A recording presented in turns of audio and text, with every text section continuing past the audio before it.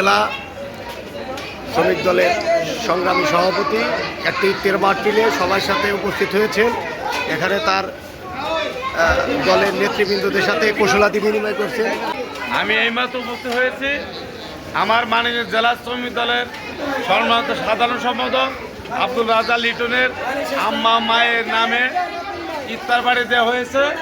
এখানে আমাদেরকে মানুরা জামে মসজিদে এখানে আমাদেরকে জানানো হয়েছে, ইফতারে দাওয়াত করেছে।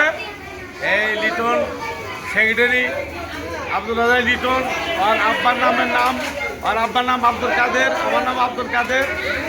আমাকে তাই করে তাই সম্পর্ক আমাকে দাওয়াত করছে। আমি এখানে আসছি, আরও অনেক লোক আসছে। আপনারা এখানে আসছেন, ধন্যবাদ। আপনাদেরকে ইফতার করানোর জন্য আমি অনুরোধ করছি, ধন্যবাদ।